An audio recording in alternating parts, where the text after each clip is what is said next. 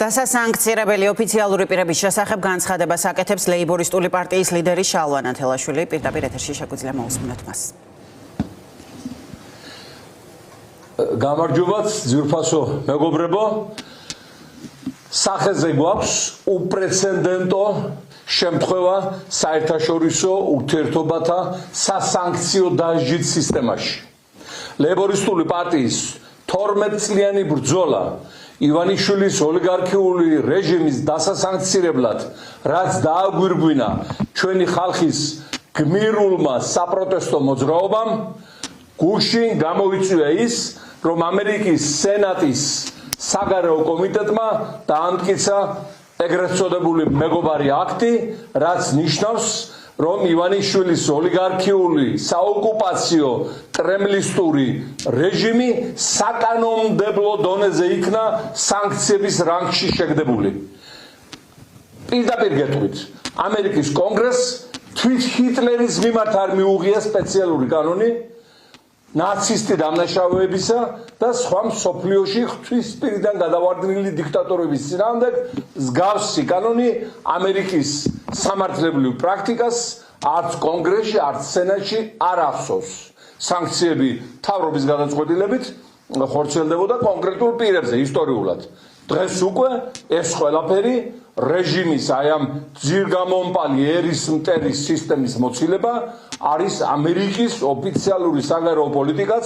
მე მინდა უდიდესი მადლობა უთხრა შეერთებული შტატების ხელისუფლებას, ორივე პარტიას, რესპუბლიკელებს და დემოკრატებს და აღნიშნო, რომ საქართველოს სახელმწიფოებრიობის გადარჩენაში მთელი ჩვენი ისტორიის მანძილზე არც ერთი სხვა სახელმწიფო არ დამდგომია გვერდით ისე, რაც ეს გააკეთა ამერიკის შეერთებულმა შტატებმა.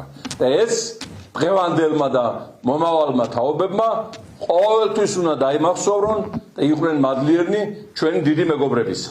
მაგრამ მეგობრებო, არ არის პრობლემა მარტო ივანიშვილი.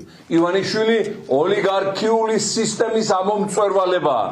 მას ძირ ზურგს გვერდებს უმაგრებს კრემლისტური ოლიგარქიული მწვანე დოლარის სავსე მუთაქები, რომლებიც მზად არიან ნებისმიერ დროს აიღონ ივანიშვილის როლი და გააგრძელონ იგივე, რასაც აკეთებდა მათი წინამორბედი. ამიტომ ჩვენ წარმოვადგინეთ ამერიკის შეერთებულ შტატებში დასასანქცირებლად მთელი ეს ხროვა, რომელზეც სისტემაა აგებული. აქ ხედავთ ალბათ შედის ივანიშვილის კორუმპირებული ოჯახის ყველა წევრი, რომლებიც ერთმანეთზე ღვთისმსპირიდან გადავარდნილები გამოდგნენ.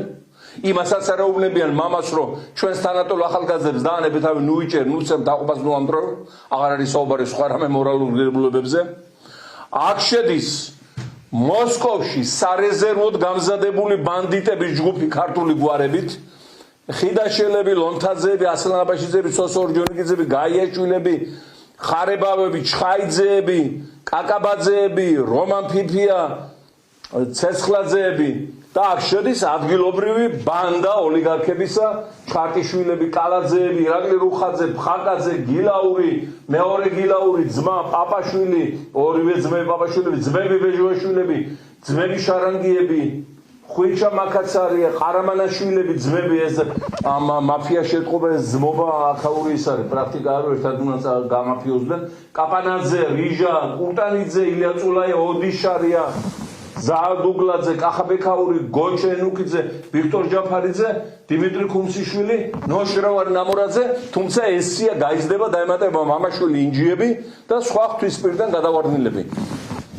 სანქცირების პროცესი გაგრძელდება და არ დამთავრდება ის მარტო ივანიშვილით.